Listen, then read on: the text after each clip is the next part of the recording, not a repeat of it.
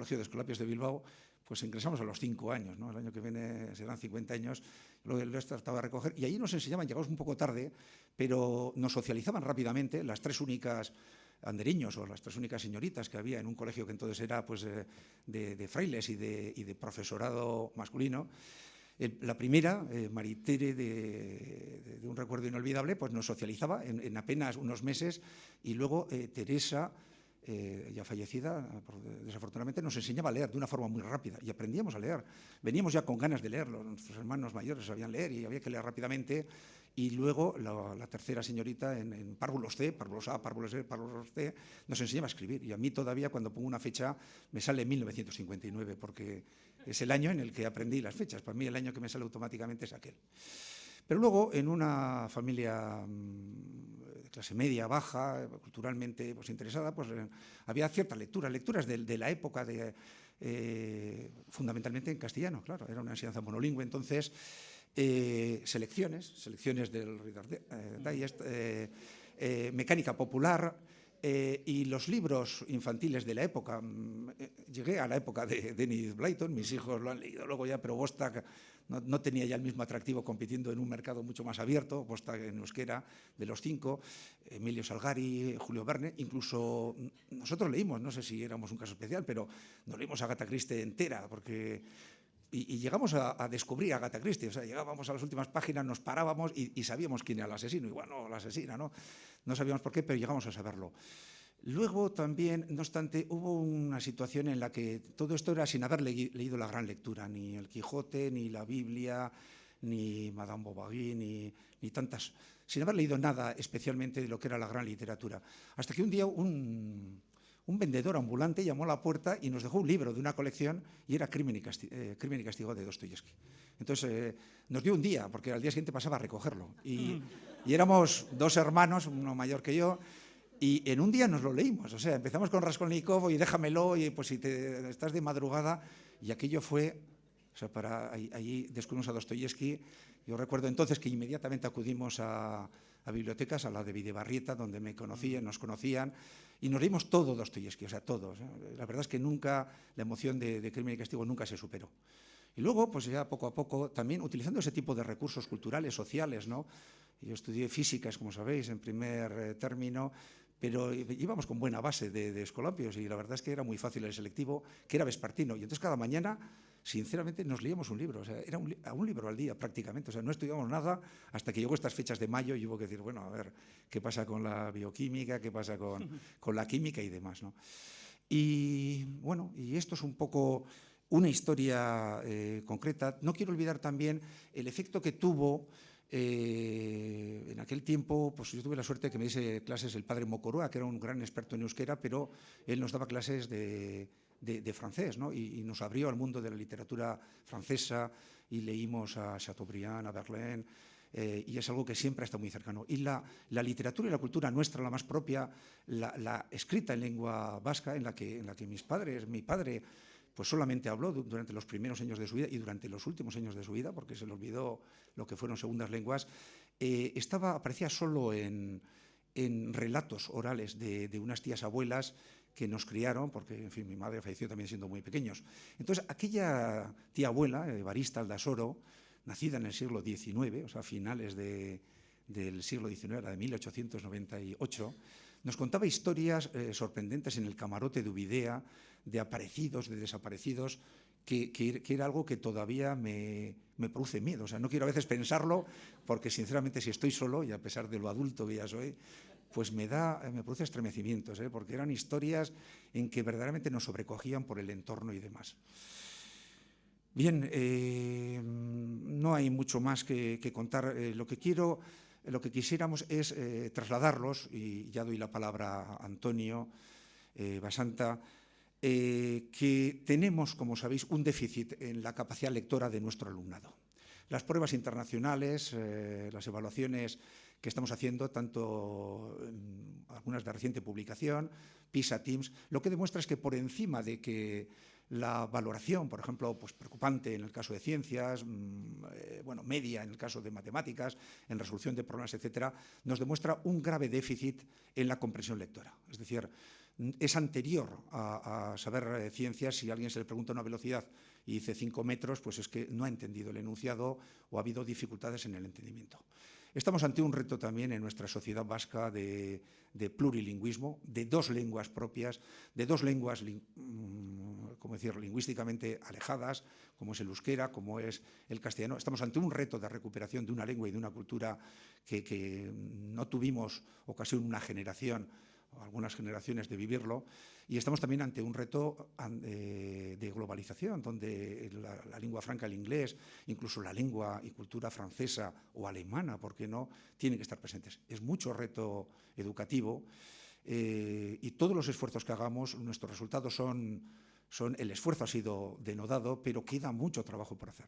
Queda mucho trabajo por hacer en tiempo y para ello estamos desde el departamento. Ayer se tuvo ocasión de ser presentado por parte de nuestro director de Innovación Educativa, pero estamos haciendo esfuerzos desde el replanteamiento del propio currículum escolar vasco, desde la nueva reordenación también de los tiempos y de calendarios, desde la presencia de recursos digitales de formación, porque en este momento también este tipo de posibilidades exigen nuevos conocimientos, nuevas competencias, pero también nos ofrecen oportunidades, y desde el replanteamiento también de todo un sistema de modelos que ha cubierto una etapa, pues con unos resultados que por una parte son únicos a nivel de sistemas educativos del mundo, por qué no decirlo, pero que al mismo tiempo que simultáneamente son todavía pues insuficientes para las demandas de la sociedad. En todo caso, ahora vamos a disfrutar con Antonio Basanta, que nos va a hablar de la pasión de leer. Antonio, gracias por tu tiempo, gracias por vuestro tiempo, y damos la palabra a Antonio Basanta. Muy bien, pues muchísimas gracias, Miquel, por tu cariñosa presentación. Muchísimas gracias a todos ustedes por acompañarnos en esta mañana y muy especialmente a quienes han organizado estas espléndidas jornadas, que creo que van ya por su 6ª edición, lo cual marca todo un hito de veteranía, y a las que fui invitado hace unos meses, y la verdad es que fue un verdadero placer pues, poder haber hecho un hueco en la agenda, acudir a este lugar maravilloso y, si es caso, compartir con ustedes algunas de las certezas y algunas de las incertidumbres que uno tiene en torno a este mundo de la lectura. Y como de lectura fundamentalmente hablamos en estos días, paso de inmediato a leer lo que para todos ustedes he escrito pensando en estas jornadas. La primera biblioteca que conocí en mi vida fue mi madre, para mí siempre prematuramente desaparecida. Fue ella quien antes me desveló el secreto de las palabras, su capacidad mágica de crear historias. Cada noche, antes de dormir, visitábamos las estanterías de su memoria.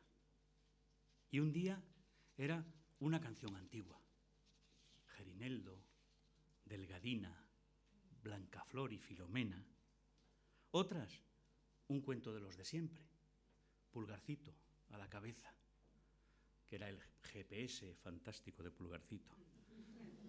Blancanieves, La Bella Durmiente, o claro está, Caperucita, esa que nunca más podrá ya volver a Manhattan.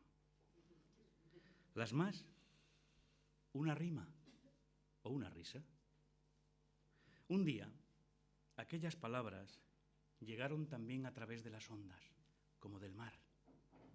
Alrededor de una radio que a todos nos congregaba, todavía no había aparecido el autismo del transistor, escuchábamos embelesados las andanzas de Aladino, los viajes de Simbad, las aventuras galácticas del inefable Diego Valor o las tribulaciones castizas del buen Garbancito de la Mancha, tan pequeño él que apenas podía salir de la oreja del buey donde había caído.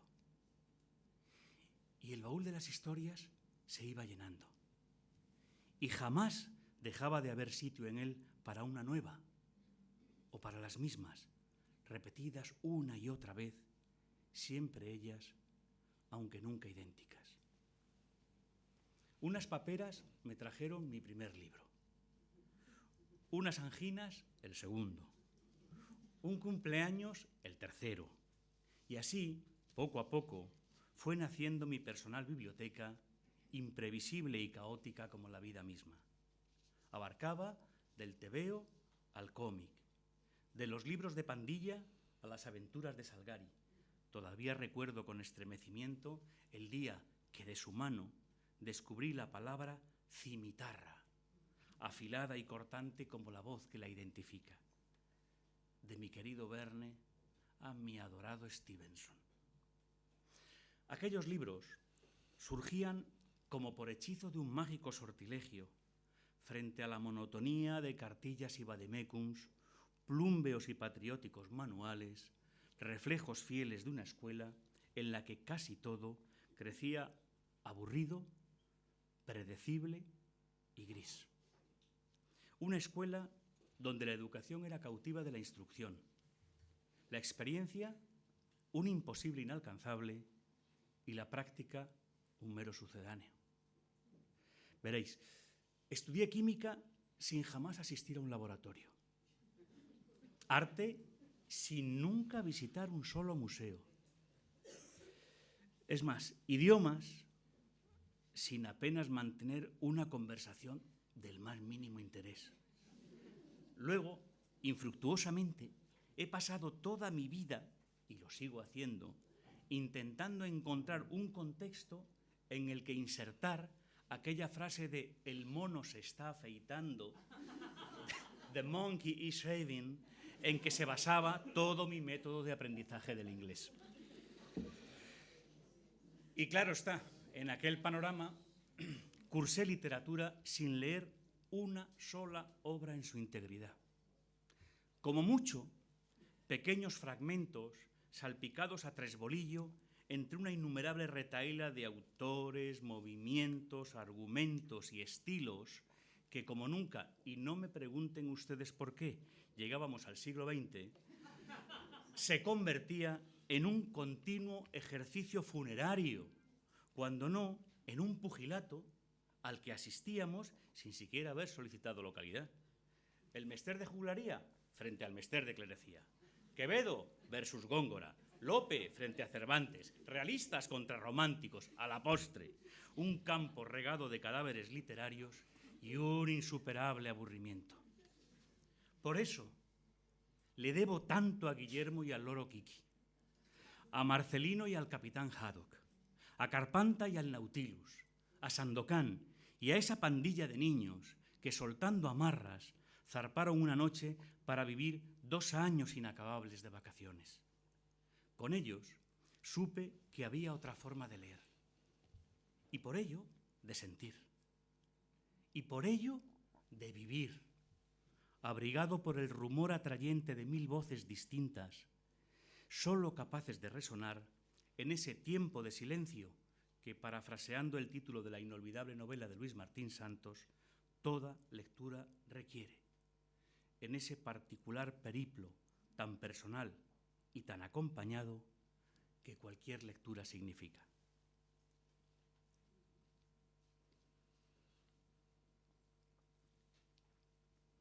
¿Leemos? ¿Sabéis para qué leemos? Preguntó el profesor Staple Lewis a sus alumnos. Leemos para saber que no estamos solos. Eso dijo el autor de las inolvidables Crónicas de Narnia. Y tal vez en ese saber que no estamos solos radique una de las claves fundamentales de la lectura. Una lectura que solo existe mediante el diálogo con el otro, que solo cobra vida a través del permanente intercambio, que únicamente es posible en un inagotable juego de espejos en que el texto se hace lector y el lector se hace texto. Porque cuando leemos, ¿quién realmente lee a quién? ¿Y quién es el autor genuino de lo que leemos? Escribe Marcel Proust. Cada lector es, al leer, en el fondo, el propio lector de sí mismo. La obra de un escritor no es más que una especie de instrumento óptico que el autor ofrece al lector a fin de permitirle discernir aquello que, sin ese libro, quizás no habría visto por sí mismo o en sí mismo. Leer es de este modo, y cuando se vive de forma auténtica, no lo dudéis, una experiencia transformadora. No nos hace más ricos, ni más exitosos, como rezan ciertos eslóganes tan trasnochados como erróneos, ni siquiera necesariamente más felices. Sí capaces de afrontar las eternas preguntas de la vida, aquellas que solo encuentran la respuesta exacta en nuevas preguntas, y detrás de las que siempre habita ese hombre al que urgentemente necesitamos para edificarnos como personas. Dice Fernando Savater en su El valor de educar: los demás seres vivos nacen ya siendo definitivamente lo que son, lo que irremediablemente van a ser, pase lo que pase, mientras que de los humanos, lo más prudente que podemos decir es que no nacemos en la humanidad, sino que nacemos para la humanidad.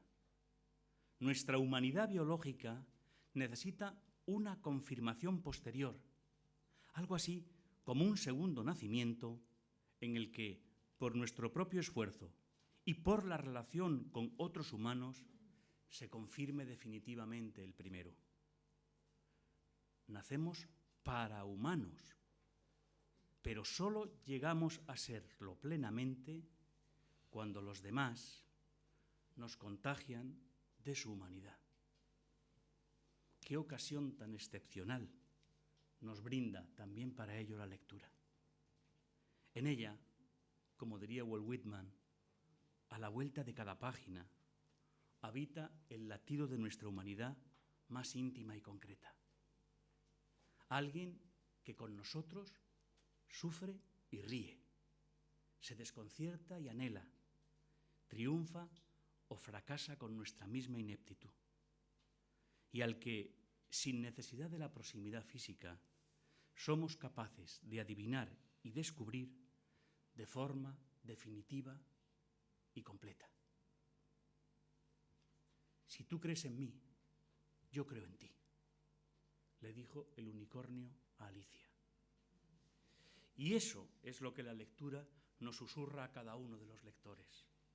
El vínculo de una alianza que nos atrapa y nos proyecta, que nos arrebata y nos apremia, que nos interroga y nos construye, que se convierte ya para siempre en nuestra raíz y en nuestro destino.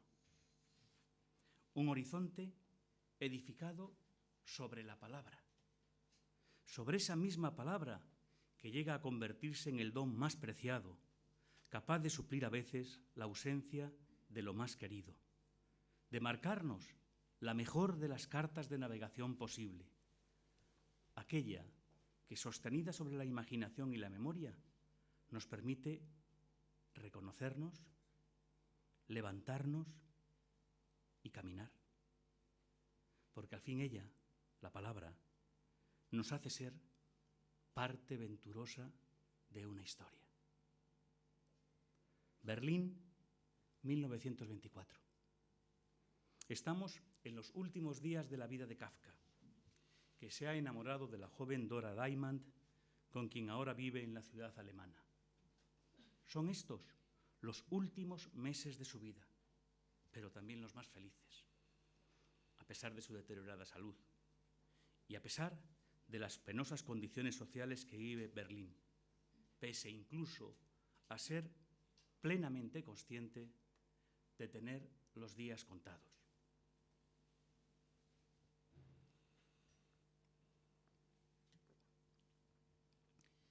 Todas las tardes, Kafka, junto a Dora, sale a dar un paseo por el parque cercano a su casa. Y un día encuentran a una niña pequeña que está llorando desconsoladamente. Kafka se acerca y le pregunta qué le ocurre. Y ella Le dice entonces que ha perdido su muñeca. Kafka busca una forma de consuelo y empieza a inventar un cuento para explicarle lo que ha pasado. No, verás, tu muñeca no se ha perdido. Tu muñeca es que ha salido de viaje, le dice. ¿Y tú cómo lo sabes?, le pregunta la niña. Pues porque me ha escrito una carta que he leído hace un rato, responde Kafka. La niña le mira asombrada y recelosa y vuelve a preguntarle: ¿tienes ahí la carta? Pues no, lo siento, responde él. Me la he dejado en casa, pero si quieres mañana te la traigo. Pues tráemela, dice la niña. Y Kafka se despide y apresuradamente sube a su apartamento. Se sienta en el escritorio y Dora ve cómo se concentra en la tarea, observando en él la misma gravedad y tensión que cuando compone cualquiera de sus páginas inolvidables. Al día siguiente, Kafka vuelve al parque con la carta. La niña le está esperando y, como aún no sabe leer, le pide que le lea la carta en voz alta. En aquella carta, la muñeca pide perdón por su huida, pero al tiempo confiesa su hartura de vivir todo el tiempo con la misma gente. Necesita salir y ver mundo, hacer nuevos amigos. No es que no quiera a la niña, pero le hace falta un cambio de aires.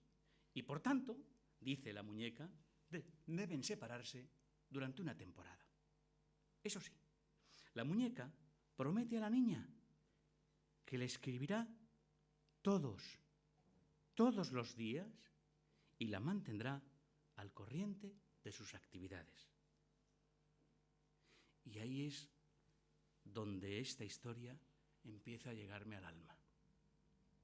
Ya es increíble que Kafka se tomara la molestia de escribir aquella primera carta, pero ahora se compromete a redactar una nueva cada día, únicamente para consolar a la niña. Y así lo hace durante 3 semanas. 3 semanas. Uno de los escritores más geniales que han existido jamás, sacrificando su tiempo, su precioso tiempo que va menguando cada vez más, para redactar cartas imaginarias de una muñeca perdida. Pues bien, durante aquellas 3 semanas, Kafka acude todos los días al parque para leer cada carta a la niña.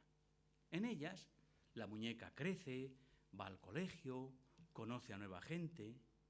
Es verdad que sigue acordándose mucho de la niña, pero apunta ya a ciertas complicaciones que van surgiendo en su vida y que van a hacer imposible su regreso a casa. Y es que Kafka va preparando a la niña para el momento en que la muñeca desaparezca de su vida por siempre jamás. Procurando encontrar un final satisfactorio, pues teme que si no lo consigue, el hechizo se pueda romper. Y así, tras explorar diversas posibilidades, finalmente escoge la más convencional, tal vez la más eficiente: casar a la muñeca. Así que describe al joven del que se enamora, la fiesta de petición de mano, la boda espléndida en el campo, incluso la casa alegre en que la muñeca vive ahora con su marido. Y por fin, en la última línea, la muñeca se despide de su antigua y querida amiga, dejando sutilmente en el aire la posibilidad de que algún día puedan volver a encontrarse. Para entonces, claro está, la niña ya no echa de menos a la muñeca. Kafka le ha dado otra cosa mucho más valiosa a cambio. Y cuando concluyen esas 3 semanas, las cartas la han aliviado totalmente de su tristeza, porque la niña tiene una historia. Y cuando una persona es lo bastante afortunada como para vivir dentro de una historia, para habitar un mundo imaginario poblado de palabras, también las palabras de este mundo, las penas de este mundo, desaparecen. Si los hombres como la hiedra, crecemos escalando y apoyándonos sobre el tapial de otros hombres, los lectores también lo hacemos, ¿y de qué modo? Trepando por las líneas de los libros, abrigándonos en quienes los escribieron y en quienes los leyeron. Tal vez porque no hay nada tan profundo o mente humano como la escritura, la única actividad que directamente no practicaban los dioses, y nada tan literario como el hombre mismo. Leer nos brinda el placer de una memoria común, una memoria que nos dice quiénes somos y con quiénes compartimos este mundo. Memoria que atrapamos en delicadas redes de palabras. Leer nos permite también el placer de recordar lo que otros han recordado para nosotros, sus inimaginables lectores. Por tanto, la memoria de los libros es la nuestra. Seamos quienes seamos y estemos donde estemos. Igualmente, la lectura nos ofrece el placer de la inteligencia. ¿Qué otro arte nos permite pensar con Pascal, razonar con Montaigne, meditar con Unamuno, seguir los vericuetos de la mente de Vila Matas o de Sebald? No se trata de dejarse convencer con argumentos ajenos. Se trata de ser invitados a un momento de reflexión, de convertirnos en testigos de la creación de una idea, como ocurre en los diálogos de Platón o en las novelas de Gombrowicz. Se trata, por tanto, de escuchar y de pensar. El resultado puede ser o no compartido. Poco importa, ya que el recorrido intelectual no prevé ni conclusión ni destino preciso. Cerramos ciertos libros y nos sentimos más inteligentes. Resultado que el autor no podía nunca prever. El arte alcanza una meta que no es la suya, escribió Benjamin Constant. Y lo mismo puede decirse tantas veces de la lectura. Este placer de la inteligencia significa, a mi modo de ver, al menos dos cosas. Disfrutar del uso de la razón y disfrutar del reconocimiento del mundo. Es banal recordar que la lectura nos lleva a regiones insospechadas. Menos banal es recordar que nos hace ciudadanos, habitantes de tales regiones. Para un lector, todo libro es un museo del universo y a veces el universo mismo. Los lectores habitamos el Cairo de Mahfouz, las islas de Conrad, el Madrid de Galdós, pero también la luna de Wells y de Verne, los universos soñados por Lovecraft y Le Guin, el país de las maravillas de Lewis Carroll. Hay un cuento, quizá alguno de ustedes lo sepan, yo he sido incapaz de encontrar quién lo escribió, en el que se narra cómo un hombre, leyendo las aventuras de otro que se pierde en el desierto, ese hombre, digo, lector, muere de hambre y de sed en su cama, rodeado de comida y de bebida. De forma algo más moderada, todo lector conoce el placer de habitar el mundo creado por otros, de ser su explorador. Leer profunda, detenidamente, nos permite adquirir conciencia del mundo y de nosotros mismos. Leer, además, y esto me parece clave, nos devuelve al estado de la palabra. Y por tanto, porque somos seres de palabra, a lo que somos esencialmente. Antes de la invención del lenguaje, imagino, y solo puedo imaginarlo porque tengo palabras, percibíamos el mundo como una multitud de sensaciones cuyas diferencias o límites apenas intuíamos, como un mundo nebuloso y flotante, cuyo recuerdo renace en el ensueño o cuando ciertos reflejos mecánicos de nuestro cuerpo nos hacen sobresaltar. Gracias a las palabras, gracias al texto hecho de palabras, esas sensaciones se resuelven en conocimiento, en reconocimiento. Soy quien soy por una multitud de circunstancias, pero solo puedo reconocerme, ser consciente de mí mismo, gracias a una página de Borges, de Jaime Gil de Biedma, de Virginia Woolf, de un sinnúmero de autores anónimos.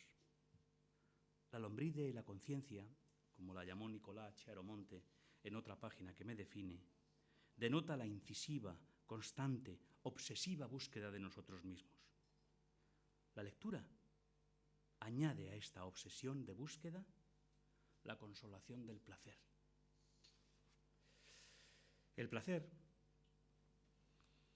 en nuestra época, ha sido denigrado al entretenimiento superficial, a la distracción, a la facilidad, a la satisfacción egoísta. Pero ese no es el auténtico placer. El auténtico placer, el que nos alimenta y nos anima, tiende a lo contrario. Es el placer que nos permite tomar conciencia de que somos humanos, de que existimos como pequeños signos de interrogación en el vasto texto del mundo.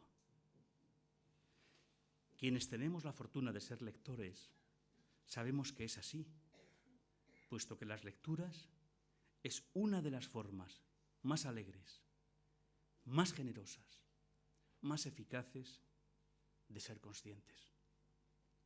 Nada más y nada menos supone el hecho de leer.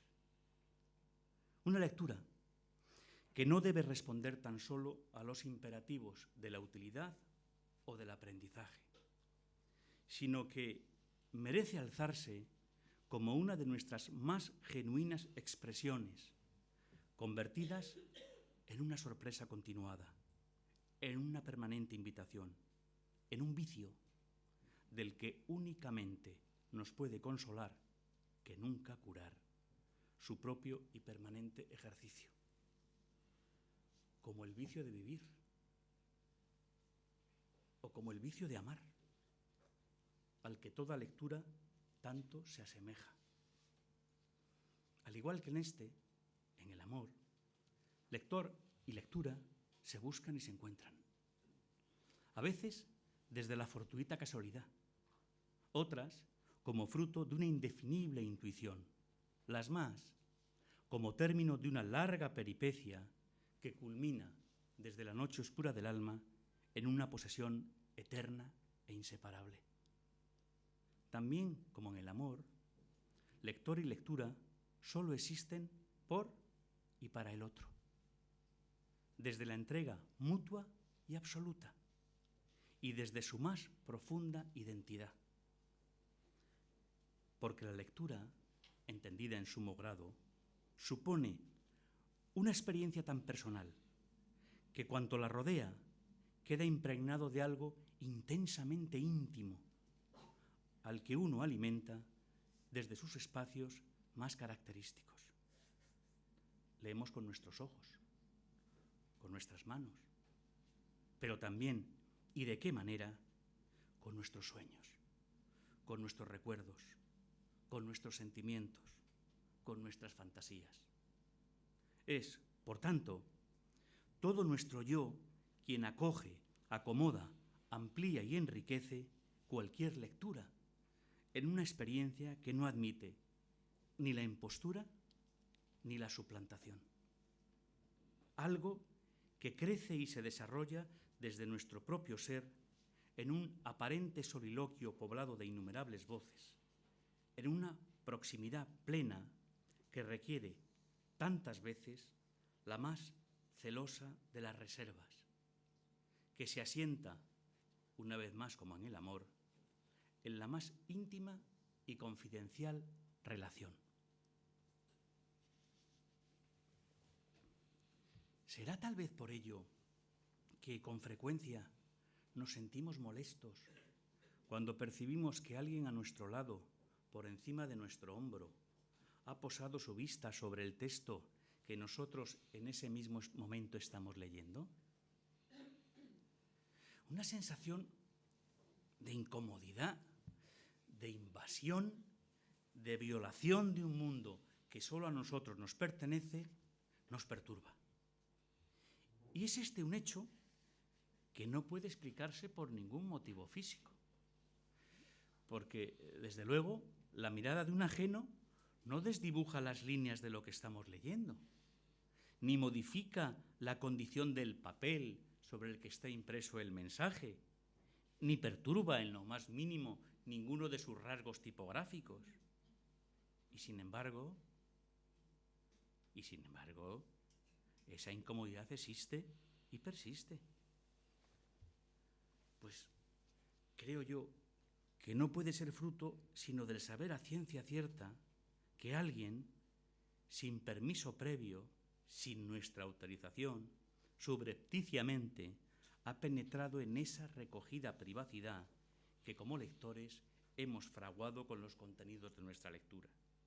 Y así, con decisión, tratamos de liberarnos de semejante intrusión, lo que tantas veces nos lleva a una mirada reprobatoria, a un gesto de enojo, cuando no, a detener bruscamente nuestra lectura o a buscar físicamente otro lugar en que acomodarnos para retornar a nuestra insularidad lectora y poder proseguir el diálogo infinito como intentando protegernos del acoso, conscientes de la indefensión a que todo lector se arriesga cuando lee.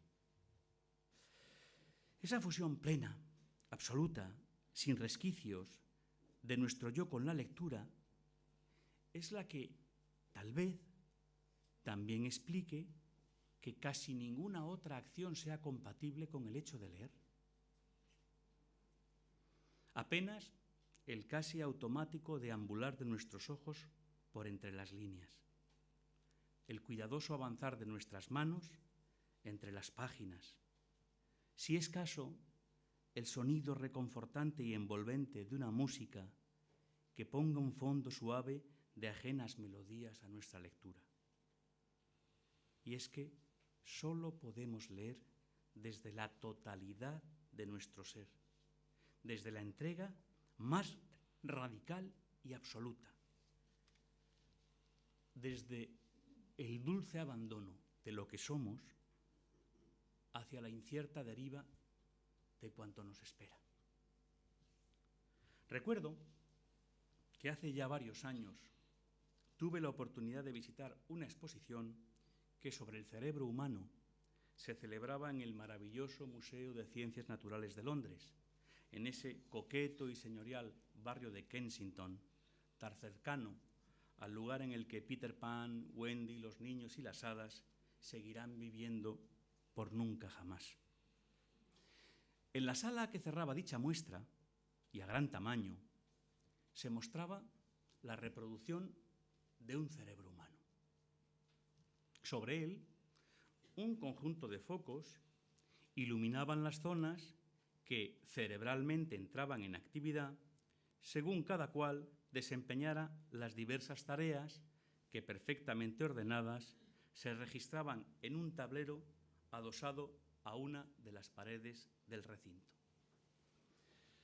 Delante de cada una de las acciones propuestas había un botón de color que, al pulsarse, hacía que los focos que sobrevolaban la reproducción de aquel cerebro iluminasen tal o cual zona cerebral de las 56 que de manera exacta lo componían. Sorprendido, inquieto e interesado, comencé a desvelar el juego. Y así comprobé que al escuchar música, más de 20 de las zonas propuestas entraban en luminosa actividad. 5, tan solo 5, eran las que se encendían cuando contemplábamos un programa de televisión. Oigan, ¿será por ello que en televisión una flor no huele nunca? o que el más suculento programa sobre cocina jamás es capaz de generarnos el menor apetito? Por unos instantes dudé en pulsar el botón, ya estaba yo en esta trinchera, que a medio camino de las actividades propuestas señalaba reading. Pero al final, como casi siempre en mi vida, pudo en mí más la curiosidad y con cierto temor lo pulsé.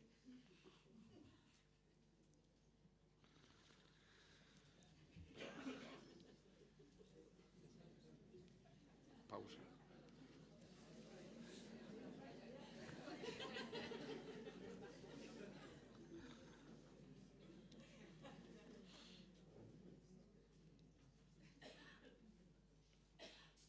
El espectáculo, mira Miquel, que entonces presencié, aún me conmueve.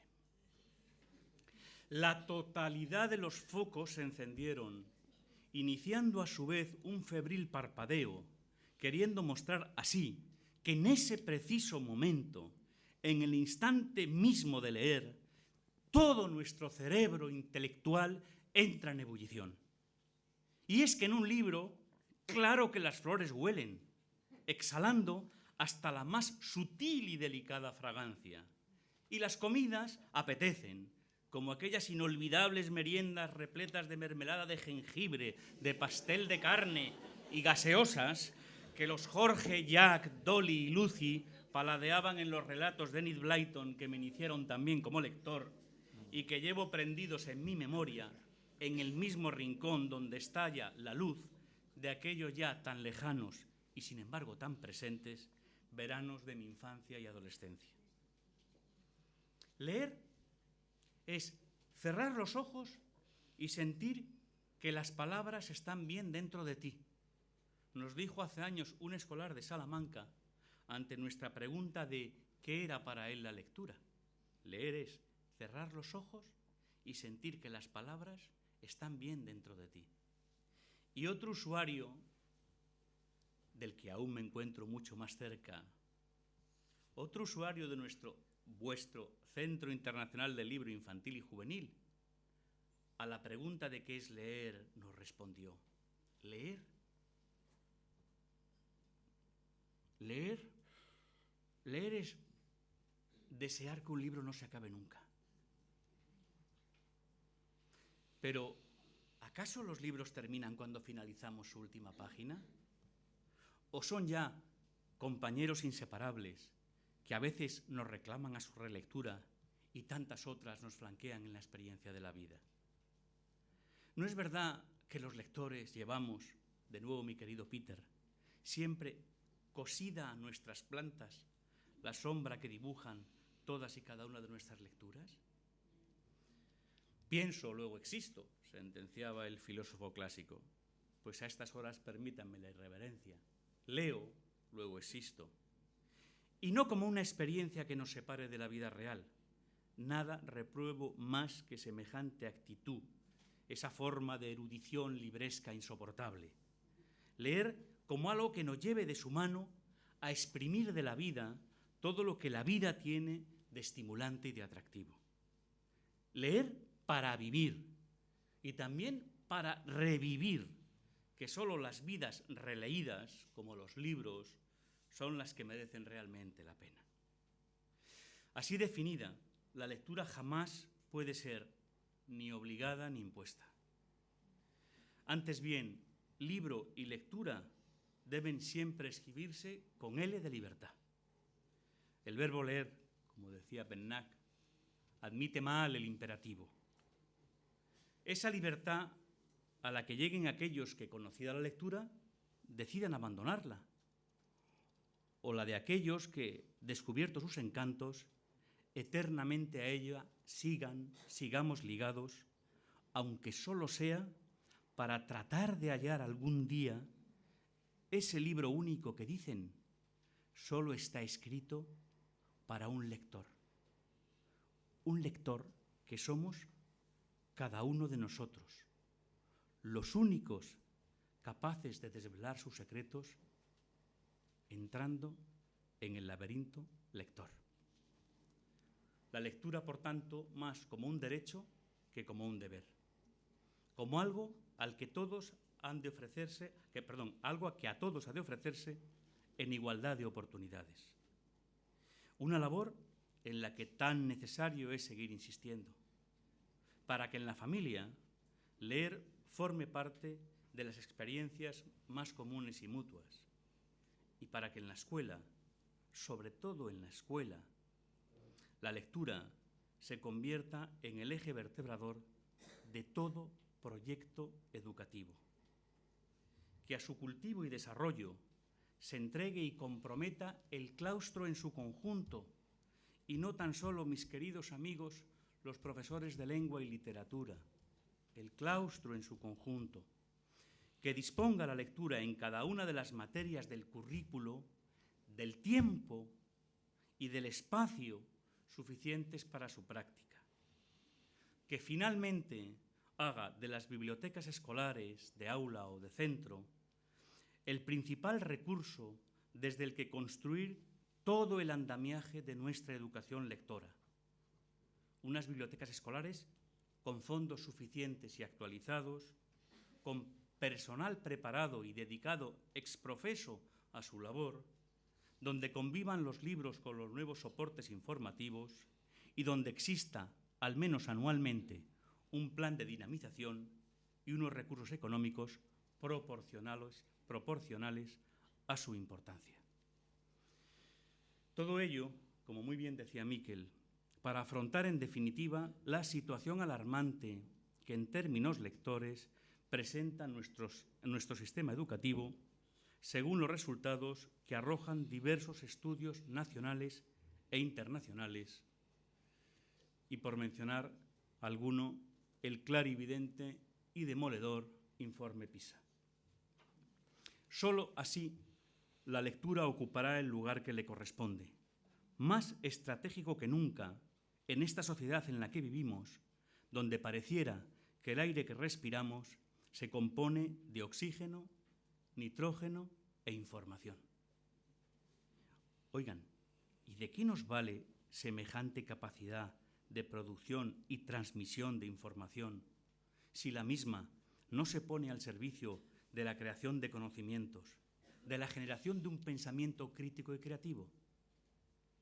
¿Y cómo lograr semejante objetivo, sino también apoyados en la lectura en sus más variadas manifestaciones?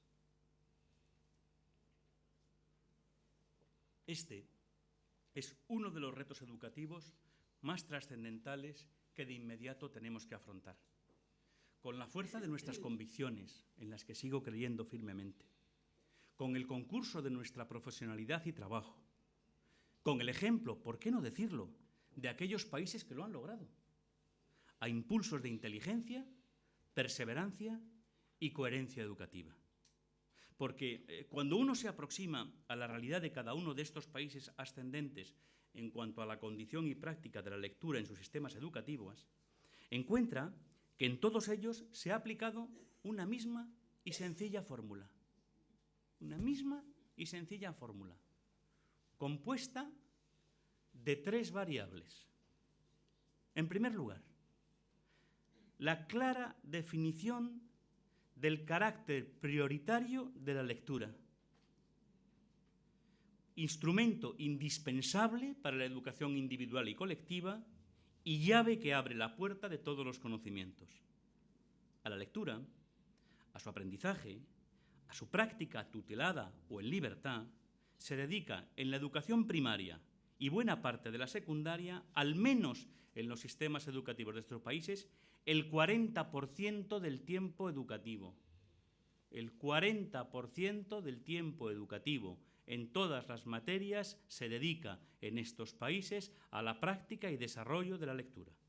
Segunda variable, dotar al profesorado de una formación continua, abierta además a las nuevas formas de lectura que están naciendo en nuestra sociedad.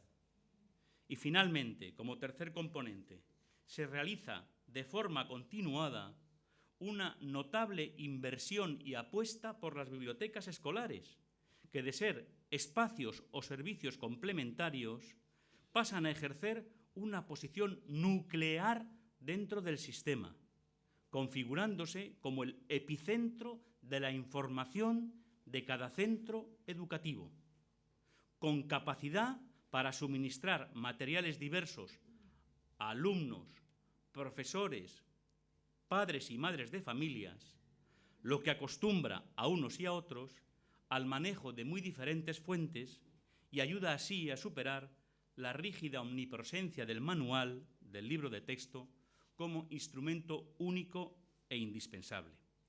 Algo que perfectamente resumía el propio director del informe PISA cuando, a preguntas de un periodista en el diario El País, hace un año contestaba: necesitamos una escuela que trabaje en los aspectos fundamentales. Necesitamos una escuela que trabaje en los aspectos fundamentales. Traduzco: que se olvide de la hipertrofia de asignaturas, materias y contenidos que hemos padecido en los últimos años. Y vuelvo a la cita. Y ello debiera de exigir un consenso por parte de todos. 2 puntos. La lectura debería de ser uno de los campos fundamentales de actuación, y más en esta sociedad de la información en la que estamos inmersos. Y prosigue: hay que seguir invirtiendo en la formación de los profesores. Este es un buen ejemplo. El secreto de un buen profesor está en su capacidad de formación continuada. Solo de ella, de esa capacidad, en un mundo tan cambiante como el que vivimos, derivará a su vez su capacidad de motivar, de entusiasmar e interesar a sus alumnos. Y junto a todo ello, es imprescindible contribuir a la dignificación de la labor docente. A la dignificación. Yo también aplaudo. Es imprescindible, claro, es imprescindible contribuir a la dignificación de la labor docente. Nos ayuda la etimología. Magíster, el que más sabe. Magíster, frente a minister, el que menos, lo que en más de una ocasión es una auténtica realidad. Y perdón, continúo. Perdónenme esta digresión demagógica, pero venía al pelo. Y les he visto a ustedes especialmente proclives a venirse a este argumento. Contribuir, y en el día de hoy, a la dignificación de la labor docente, punto. Y sigue el señor Schleicher. Si la sociedad no le apoya, si la sociedad no apoya esa dignificación y por tanto no apoya a ese maestra, maestro, profesora, profesor, ni él mismo, ese también es nuestro compromiso, se esfuerza en encontrar los recursos para el ejercicio de su profesión, y dice Schleicher, profesión que es la más gratificante, pero tal vez una de las más sacrificadas de las que existen. Si todo eso no se da, todo el sistema educativo se derrumbará. Palabras literales de Andreas Schleicher, responsable del programa PISA. Pues amén, así sea. Bueno, y esta labor que aquí enuncio y que desde aquí pido y me atrevo a exigir, hemos de hacerla ahora, precisamente en un momento en que en España comienza la aplicación de una nueva ley, la enésima ley de educación, que siquiera en su letra, reconozcámoselo, siquiera en su letra, parece recoger la conclusión final con la que hace años cerraba su dictamen el presidente de la Comisión de las Humanidades, Juan Antonio Ortega y Díaz Ambrona, cuando, como solución a buena parte de nuestros problemas educativos, enunciaba repetitivamente el infinitivo de un verbo. La solución de nuestro sistema se llama leer, leer, leer. De este modo, además, ofreceremos a nuestros ciudadanos y ciudadanas la única herramienta con la que realmente orientarse en esta nuestra sociedad multimediática que requiere como contrapeso una fuerte capacidad comprensiva y crítica. Una actitud lectora a la que no se debiera llegar desde el espejismo de la falsa modernidad que a menudo subyace en el discurso de los fundamentalistas de las nuevas tecnologías. Dice José Antonio Marina en La magia de leer: el mundo de la informática y sus derivados está fomentando la convicción de pensar que estar conectado a grandes fuentes de información equivale a resolver todos nuestros problemas. Pues no es verdad. Esos bancos de información solo son útiles a los que saben realmente leer. Y concluye Marina, porque un burro conectado a Internet sigue siendo un burro. Pero también hago mía la siguiente reflexión de Calvino, cuando dice, y aquí también tenemos nosotros que hacer nuestro propio análisis: me parece un error desaprobar cada novedad tecnológica, argumentando que pone en peligro los valores del humanismo. Creo que cada medio de comunicación de la palabra, de las imágenes y del sonido puede generar nuevas formas de expresión, nuevas formas de riqueza personal y colectiva. Y creo que una sociedad más avanzada tecnológicamente podrá ser más rica en estímulos, en opciones, en posibilidades, en instrumentos diferentes, y que siempre tendrá más necesidad de leer, de cosas que leer y de personas que lean. Esto lo dijo Italo Calvino en una conferencia que pronunció, y yo tuve la enorme fortuna de escuchar, en la Feria del Libro de Buenos Aires, allá por el año 1984. Pues ya ven ustedes, una vez más, no hay vanguardia sin lectura. Ni progreso, ni desarrollo, ni evolución, ni futuro. Dice mi querido Gustavo Martín Garzo, si nuestros niños dejan de leer o nunca han tenido ese hábito, si no llegan a interesarles los cuentos, será, en definitiva, porque nosotros, la sociedad en la que han nacido, ha dejado de ser visitada por los sueños. Y hace tiempo que no tiene gran cosa que contar, ni de sí misma, ni del mundo que la rodea. No les culpemos por ellos. Preguntémonos más bien nosotros. Preguntémonos nosotros, como el gigante del cuento, dónde se oculta nuestro corazón y qué ha sido de los sueños y de los anhelos que una vez lo poblaron. Para el consuelo, para la esperanza, escribía un poeta de estas tierras, me queda la palabra. Y quedan las historias, las ilusiones, los sueños, las personas. Todo ello está en las bibliotecas, en los libros y en la lengua. Que a la postre, convenzámonos, los hombres tenemos más que ver con cuentos que con cuentas. Y que nuestra es la voz desgarrada, inconfundible, de Violeta Parra cuando canta: gracias a la vida que me ha dado tanto. Me ha dado el sonido y el abecedario. Con él, las palabras que pienso y declaro: madre, amigo, hermano, y luz alumbrando la ruta del alma del que estoy amando. Gracias a la vida. Gracias a la palabra, a las historias, a sus autores. Gracias a la lectura, a los libros y a las bibliotecas. Gracias a Adela, gracias a Miquel, gracias a la maravillosa organización de estos encuentros, a Gemma, a Teresa, a Xavier, a Unai, y gracias, cómo no, a todos ustedes por su compañía, por su atención, por su paciencia y por su amabilidad.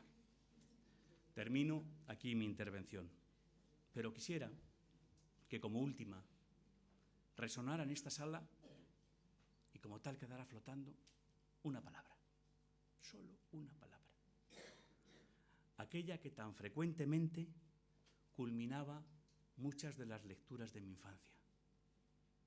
La misma palabra que se esconde siempre al final de cada singladura lectora. La palabra que ojalá dé el sentido a nuestras vidas y quien mejor resume mi deseo de seguir compartiendo por siempre con todos ustedes ilusiones y utopías lectoras. La palabra continuará. Muchas gracias.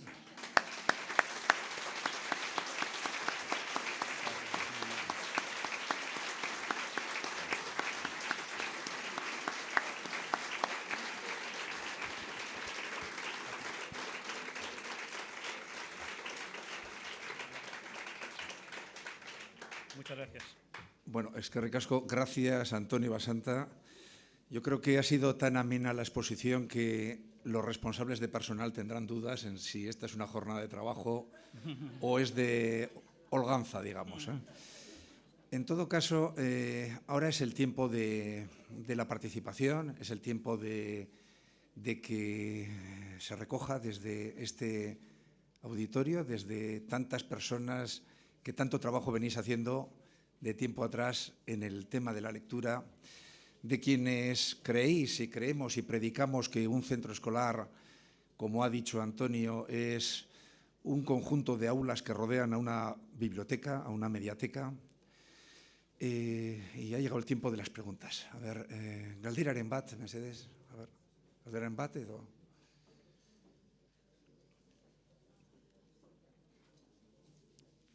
Con permiso de Miquel, de las preguntas y de las aportaciones, que me interesará mucho conocer también sus puntos de vista, si a ustedes les parece conveniente compartirlos con todos nosotros. Me parece que alguien a mi izquierda pide...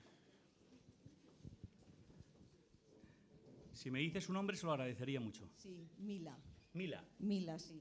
Mire, usted ha hecho una referencia, ha hablado de la insularidad lectora, el estar solo con la lectura. Hoy en día, desde luego, hay muchas dificultades, yo creo, para transmitir este deseo de la lectura.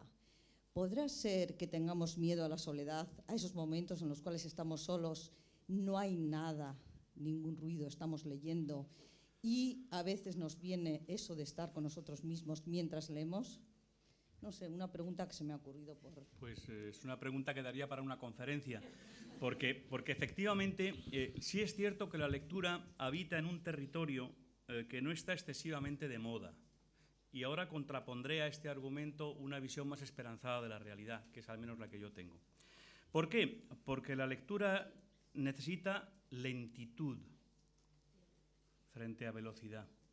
Necesita esfuerzo frente a pasividad.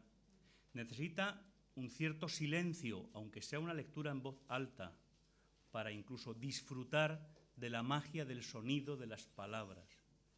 Y necesita, por encima de todo, compromiso. Leer es comprometerse. Y, consecuentemente, esas condiciones no siempre están cerca de la sociedad que estamos construyendo, donde parece que lo que se prima es la velocidad. Supongo que ustedes ya están padeciendo un problema importante que tenemos en nuestras aulas, y es que los alumnos han olvidado las consultas bibliográficas convencionales para volcarse de manera casi definitiva en Internet a la búsqueda compulsiva de una respuesta que no siempre está verificada, porque la cantidad de contenidos erróneos, ya no digo de otra categoría, que hay en Internet es inmensa. Y de hecho yo como profesor he tenido a veces que reprimir más de una carcajada ante algunas de las definiciones que mis alumnos directamente han descargado de Internet, como por ejemplo la procesión. Si ustedes entran al término procesión, verán que la primera acepción que en Internet se da es conjunto de orugas. Entonces, bueno, eso aplicado a nuestros ritos de la Semana Santa produce una serie de imágenes de lo más creativas. Sí, coincido con usted en que esa es una de nuestras dificultades, pero en el ratito que me ha concedido Miquel de charla agradabilísima con él antes del encuentro con todos ustedes, yo le decía algo que puede sonar muy fuerte, pero que en el fondo es en lo que creo y por tanto me atrevo a exponerlo ante ustedes. Y es que la escuela tiene en este momento que tomar el reto del progreso y al mismo tiempo del regreso. Es decir, tiene que avanzar y tiene que volver. Tiene que ser algo contracultural. Entre otras razones, porque la formación del espíritu lector, que es la formación del espíritu crítico, detrás de ahí podríamos encontrar más de una de las razones de nuestro desierto lector, se forma un pensamiento individual y divergente, porque es crítico. Digo, detrás de esa lectura, detrás de la formación de la crítica, se esconde un ataque frontal a una sociedad en la que seguramente ustedes lo estarán percibiendo, casi todos los estamentos emisores se dicen en posesión de la verdad.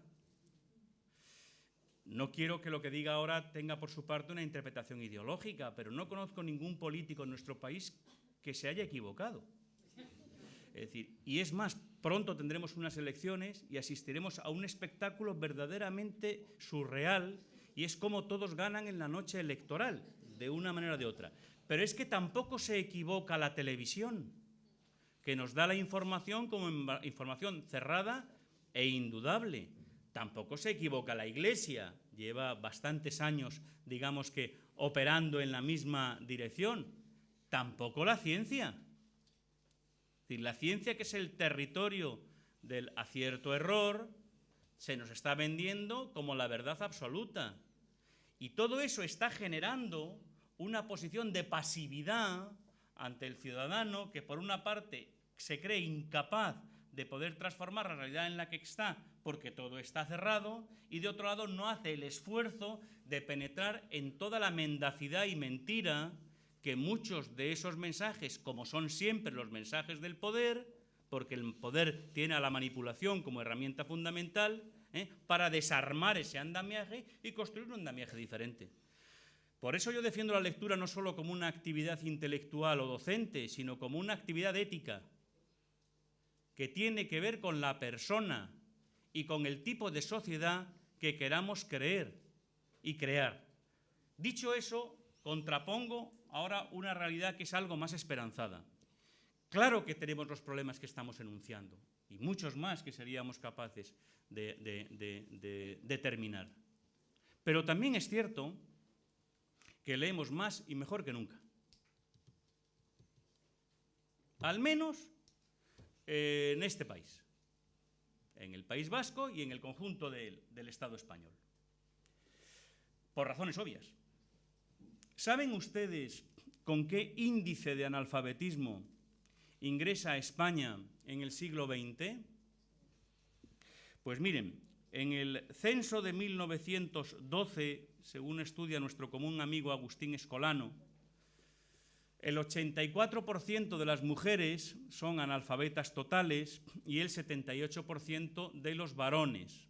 Esto es una media nacional, porque si nos acercamos a algunos territorios, por ejemplo, por la parte que me corresponde de madre, a Extremadura, las tasas no descienden del 94%. Punto 1. Punto 2. El acceso gratuito y completo de nuestra población a una educación obligada y obligatoria es un hecho relativamente reciente. Muchos de ustedes, que son mucho más jóvenes que yo, son alumnos de la EGB, que es el gran salto. Curiosamente se produce una paradoja histórica. En la época del franquismo se da una ley que tiene muchos defectos, pero que es una ley muy interesante. La ley de Villar-Palasí es una ley educativa muy interesante, desde mi punto de vista al menos, y es solo en los años 80, como quien dice anteayer, esa ley se completa. Por tanto, estamos en una condición todavía de creación de un territorio que otros países han creado de manera casi secular. Nosotros hemos tenido a su vez la influencia de una visión religiosa que llevaba más bien a la palabra interpretada y escuchada por un chamán, en este caso por un sacerdote, dicho con todo el afecto, lo de chamán y lo de sacerdote, las dos cosas, y no a la palabra leída. Y por tanto, no hemos sido precisamente un pueblo volcado al ejercicio del libre pensamiento y de la lectura abierta. Por eso a veces a mis alumnos les comento que ese pasaje dramático desde mi punto de vista, de la quema de la biblioteca a Alonso Quijano el Bueno, cuya única locura consiste en creer en la verdad y en tratar de ser solidario y generoso, esa es la locura de Alonso Quijano, la quema de esos libros es algo más que una escena literaria. Es una metáfora de una forma cultural que nosotros hemos tenido que padecer y arrastrar durante demasiado tiempo. Bueno, afortunadamente eso ha cambiado. Eso está cambiando. Y lentamente, como no puede ser de otra manera, los índices lectores, no voy ahora a cuestionar la forma en que se hagan las estadísticas, pero parece que lentamente van creciendo. El problema es que tenemos que hacer músculo cuando se nos exige debutar en las Olimpiadas. El problema es que no estamos en el siglo XIX o en el siglo XVIII para crear esas estructuras, tener una red de bibliotecas públicas suficientemente nutridas, hacer impensable la inexistencia de las bibliotecas escolares en los centros educativos de nuestro país, tener al libro y a la lectura como un elemento de convivencia usual en nuestras vidas. El problema es que todo eso lo tenemos que construir en un momento en que, por una parte, eclosionan otros medios con un poder de atracción extraordinario, absolutamente extraordinario, porque no es el atractivo poder de las imágenes que ya existía desde la Edad Media, por no decir desde la prehistoria. Es que ahora, como en las procesiones, las imágenes se mueven. Oiga, y cuando se mueve el santo va mucha gente. Va más gente a verle que a la iglesia. Entonces eso de que la imagen se mueva tiene su gracia. Si además a esa imagen le colocamos un determinado nivel de sonido y un determinado nivel de resolución, oiga, y me lo dan casi gratis, y yo con cruzarme de brazos enciendo mis 5 áreas cerebrales y me quedo tan satisfecho porque me anulan todos los problemas. Claro, fijaos, es muy curioso, probablemente muchos de vosotros lo habéis observado, el rostro de los niños cuando llevan aproximadamente más de 3/4 de hora de televisión. Hombre, hay niños con mayor capacidad de consumo, ¿no? Bueno, no, digo el de los niños para que nos riamos, porque si digo el de los adultos, nos cogemos una depresión todos y nos vamos a casa. Pero el rostro de estos niños, voy a ver si soy capaz no de reproducirlo, porque entonces ustedes se carcajarían en exceso y mi autoestima se vendría abajo. Pero es la suma de unos ojos que apenas parpadean, fíjense en ello, una boca entreabierta y, por tanto, la imagen del ensimismamiento y este es la fortuna de nuestro cerebro, el corte. Porque cuando el cerebro se satura, corta. Y se protege, lo sabemos bien los que hemos tenido una isquemia cerebral, como la aquí presente, corta. Y cuando corta, permite que por lo menos no se dañe más el tejido, que se dice. Bueno, pues la televisión tiene esa capacidad de anularnos, no para resolver nuestros problemas, sino simplemente para esconderlos. Y esa televisión va a avanzar y se va, digamos, a enriquecer, comillas, con nuevos contenidos. Y si delante de ella, como en las urnas, no tiene un televidente inteligente y un votante inteligente, nada va a cambiar. Y uno de los espacios, que no el único, donde todavía existe la responsabilidad inmensa, de ahí su importancia, y también la posibilidad de que eso no llegue a consumarse, es el espacio educativo. Por eso tengo yo tanta fe en todos ustedes. Miren, las personas que como Gemma o como Teresa o como Xavier acostumbramos a acudir a encuentros de este tipo, siempre nos quedamos asombrados por la condición y la cantidad de profesionales que acuden a ellos. Yo creo que no hay sector en la vida española con semejante respuesta de responsabilidad que el sector docente. Lo que me duele, y me duele en el alma porque también soy, como vosotros, docente, es que eso no se aprecia suficientemente. Y solo se habla de los profesores respecto a las muchas vacaciones que tienen y alguna que otra prebenda que el profesor tiene. Segundo, hay que ver lo que da la pregunta de la soledad, ¿eh? Segundo, de educación, aquí opina todo el mundo. Y todo el mundo con conocimiento. Oiga, esto es fantástico. Yo me quedo asombrado cuando acudo a la ceremonia, desgraciadamente en mi vida reciente, muy frecuente, de acudir a un taller mecánico con el coche. Uno acude al taller mecánico con el coche en la misma conducción en la que acude al urólogo o al proctólogo. Es decir, absolutamente rendidas todas sus defensas. Y entonces sale un individuo o individua normalmente embadurnado en grasa, con cara de mal humor, que si usted le apremia para que le atiende, le diga, no ve que estoy trabajando, entonces usted retrocede a su mismidad y se olvida de su mañana, y que después de una revisión muy cuidadosa, que le lleva unos 5 o 10 minutos, del conjunto complejo del coche, le dice aquello de, esto es la trócola que falla, porque está luego el cigüeñal, el cojinete, porque todo tiene que ver con el cojinete. Y uno como mucho dice, ¿y esto va a ser caro? Y entonces el otro, como una autoridad, le dice, pues mire, esto hasta que no se abre, no se abre. Y cuando vuelve, porque ahora nos llaman telefónicamente para prepararnos al juicio final y decirnos los N centenares de euros que son, uno paga religiosamente y no cuestiona nada. Oiga, me encantaría en ciertas ocasiones que con ese mismo nivel, digamos, de confianza, acudir a la sociedad en su conjunto a contemplar el trabajo de las maestras y maestros, de las profesoras y de los profesores, porque somos profesionales de ese medio, porque estamos comprometidos con esas personas, porque estamos tantas veces equilibrando lo que ya los chicos no reciben en su ámbito familiar y, consecuentemente, merecemos un respeto. Y ese respeto, en primer lugar, hay que exigírselo a las autoridades que nos representan y a quienes colocamos para que nos representen.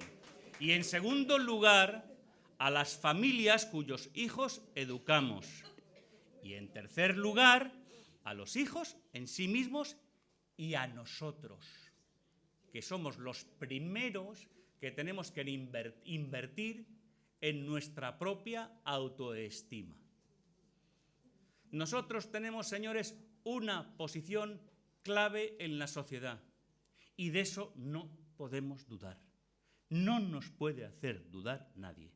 Tenemos una vocación, ahora que no nos oyen, maravillosa, en la que se recibe más de lo que se da y donde si se es profesor y maestro, uno nunca se muere, porque si leer está reñido con el imperativo, educar está reñido con el aburrimiento. Es más, a mis alumnos de la vieja Escuela de Magisterio de Aravaca, que fue donde yo ejercí como profesor, les decía muchas veces, cuando empecéis a aburriros, haced una paradita, un Kit Kat, ¿no? Y pensad.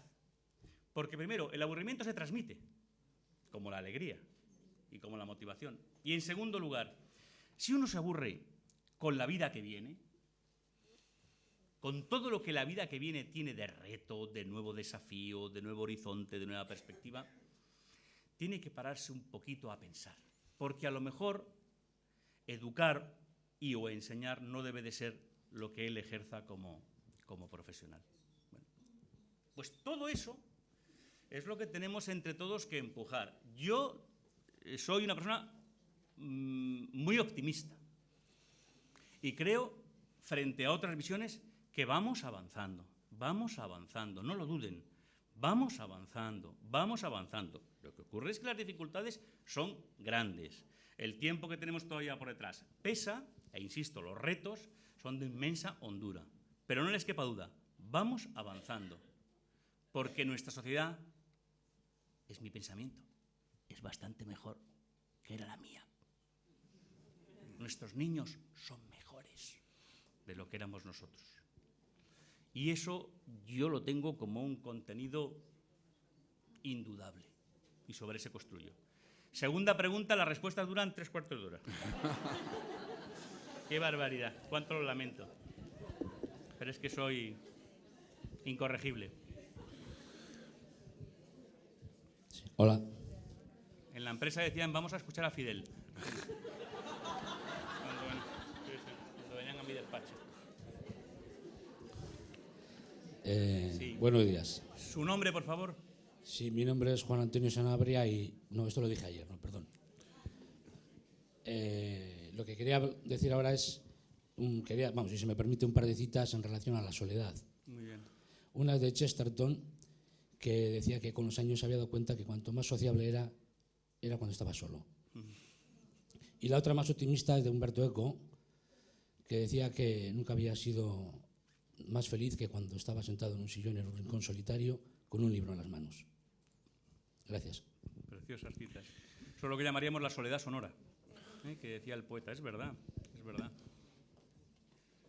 Pero también ustedes tienen experiencias de haber construido lectores que son capaces de ganar ese tiempo y ese espacio. No me cabe la menor duda. Si no, no estarían aquí. Si ustedes no creyeran en eso, se habían ido a la playa o a otro sitio. Claro. ¿Que es duro? Bien, claro. También uno piensa que solo las cosas que cuestan merecen la pena. Pues vayamos a luchar a favor de esa corriente. A ver, ¿alguna otra preguntita? Ahí me he portado bien, no he hecho ninguna glosa. Yo, Antonio, sí tengo una... Aquí hay otra pregunta, sí, por favor. Una curiosidad. La que usted quiera. ¿Están publicadas, existen las cartas de la niña, las cartas de Kafka a la niña? Pues mire, vamos muñeca. a ver. Le cuento cómo... Y además es una historia bien bonita, pero lamentablemente me va a llevar no menos de 2 minutos. Yo tuve la suerte de cuando... Creo que fue el año pasado o el anterior, me falla la memoria. Cuando Pablo Auster vino a Madrid, tuve la suerte de, junto con otras personas, no se vayan ustedes a pensar, meterme en un grupito para tener una conversación casi privada con él. A mí Pablo Auster, a mí la narrativa norteamericana en general me parece muy interesante, entre otras razones porque me parece una de las narrativas que mejor cuestiona la sociedad de la que procede. Es todo un mérito. Y Auster me parece un narrador muy interesante. Las cosas que tiene Anagrama publicadas y que a ustedes les recomiendo, por cierto, qué interesante editorial Anagrama, merece mucho la pena. Y Auster fue el que me puso a mí en la pista de la existencia de estas cartas. Efectivamente, en una biografía que está publicada en la República Checa sobre Kafka y el autor, no lo recuerdo, pero si usted me da ahora su referencia, yo estaré encantado de enviárselo. De todas formas, no lo recuerdo porque no tenía vocales el apellido y entonces era casi impronunciable, ¿no? Sí, afortunadamente está en inglés la biografía. Sí vienen 2 de las cartas, que parece ser, las únicas que se conservan, porque el testimonio viene de una remembranza que hace Dora Diamond, la última pareja de Kafka, respecto a la vida del escritor. A mí me pareció un pasaje tan hermoso, me pareció algo tan sobrecogedor y tan conmovedor, primero en lo humano, ¿no? Me parece un gesto precioso de solidaridad y de generosidad. Y luego por ese valor sanador de las palabras, ¿no? Que es lo que tenemos en nuestra cultura, ¿eh? Porque al final, cuando uno está mal, lo que quiere es, dime algo, por favor. Eso las mujeres, con perdón, lo domináis mejor que nadie. Es decir, cuando se produce una ruptura en las parejas, la mujer domina el silencio mucho mejor que nosotros, que tenemos... Entonces, lo que uno le dice a su pareja es, pero dime algo. Entonces, parece como que una palabra rompe el embrujo y empieza el proceso. Entonces, si usted luego me da su dirección, yo tendré mucho gusto en mandarle no solamente el nombre del autor, sino el de la editorial también, pero usted se quiere hacer con el libro. Pero en ese libro, repito, solamente vienen 2 cartas, 2 de las cartas. Sería maravilloso, ¿verdad?, recuperarlas todas. Quizás, Antonio, ya que tenemos todavía unos minutos, vamos a ser puntuales. Y Auster incluye la anécdota en una de sus novelas. Ay, Dios mío, ¿cómo se llama? Gracias, Brooklyn Follies, la de la librería, exactamente. Sí, que es preciosa, sí. Me parece maravillosa. Gracias, muy amable. Gracias. Ve, todo estar rodeado de lectores es una salvación. Por favor, bueno, yo soy una afortunada docente que me encargo de una biblioteca escolar que tiene la friolera de 4.788 ejemplares a día de hoy y una dotación de 6 libros mensuales. ¡Qué bien! Y me pregunto qué valor debemos de dar a los clásicos y a los clásicos adaptados y cómo influir en los alumnos para que empiecen a leer esa literatura, porque realmente las editoriales y el mercado en este momento nos inundan y a veces lees cosas que llegan a tus manos que dices, yo no pongo en la biblioteca esto al alcance de los niños para los que están aconsejados o dirigidos, incluso, sí, claro. Porque tienen unos valores o tienen una metodología o un vocabulario o lo que sea que, no le parece que a mí no adecuado. me parece adecuado. Y sin embargo creo que nos estamos olvidando de los clásicos que realmente son muy didácticos. Bueno, pues yo le voy a responder y probablemente usted me golpeará de manera insistente y razonada. Mire, cuando me presentaba a Miquel, lo digo porque no soy sospechoso de lo contrario. Decía que yo soy doctor en literatura en castellano, realmente es literatura hispánica, pero valdría perfectamente esa presentación. Y por tanto les puedo asegurar que no soy, digamos que, sospechoso de no amar a los clásicos. En mi época, incluso de editor, yo dirigí una colección que se llamaba la Biblioteca Didáctica Anaya, que estaba fundamentalmente basada en ediciones dirigidas fundamentalmente a alumnos de bachillerato y en torno a los autores clásicos, y por tanto yo entiendo que los autores clásicos sí tienen un valor. Pero permítame que le diga dos cosas. Primero, yo creo que para leer o entender a los clásicos hace falta un bagaje lector previo suficientemente sólido como para poder extraer de esa experiencia una experiencia gratificante. Y desgraciadamente lo que me suelo encontrar son los efectos contrarios. Es decir, personas que no quieren ver a los clásicos ni en pintura, porque a los 12, a los 13, a los 14 años les hicieron leerse obligadamente el Quijote, el Lazarillo, la Eneida o lo que ustedes quieran, no entendieron nada. Hicieron un trabajito que solía consistir en que se lo hacía su madre o su padre o se lo copiaban al compañero y según les mencionas a estos autores o a estas obras, les sale un sarpullido, es decir, se ponen malitos. Por tanto, yo diría, los clásicos sí, adaptados a la capacidad de lectura en cuanto a comprensión y a eficacia lectora de nuestros alumnos. Nunca como inicio de un proceso y jamás fuera de un contexto. Los clásicos para hacer entender una etapa, una época, a veces no tanto leídos por los alumnos como leídos por nosotros para los alumnos. Fíjense ustedes, yo descubrí el Quijote en doctorado con un profesor maravilloso, un viejito adorable, se llamaba Luis Morales Oliver, don Luis Morales Oliver, que durante un año completo se dedicó exclusivamente a, durante la primera media hora de la clase, él leía un fragmento del Quijote y la segunda media parte comentábamos ese fragmento. Y todavía recuerdo con verdadera conmoción cómo en el último día del curso nos dijo, mañana, este señor tenía 87 años, don Luis Morales Oliver, con una memoria prodigiosa. Pequeñito, era fantástico. Iban en un 1500 con cortinillas. Que a mí lo de las cortinillas me encantaban de pequeño. Eso de las cortinillas, yo me asomaba por la terraza de mi casa y ver un coche con cortinillas daba una categoría enorme. Por supuesto, en mi casa no había coche, pueden ustedes imaginarlo. Don Luis Morales Oliver nos dice, miren, ya saben ustedes que yo soy una persona de mucha edad y los viejos no dominamos bien las emociones. Mañana nos va a corresponder el pasaje de la muerte de Alonso Quijano y probablemente yo rompa a llorar. Doctorado, ¿eh? No se preocupen, se me pasa. Bueno, pues al día siguiente, un viejo adorable, maravilloso. Al día siguiente, don Luis Morales Oliver emprende la lectura y efectivamente,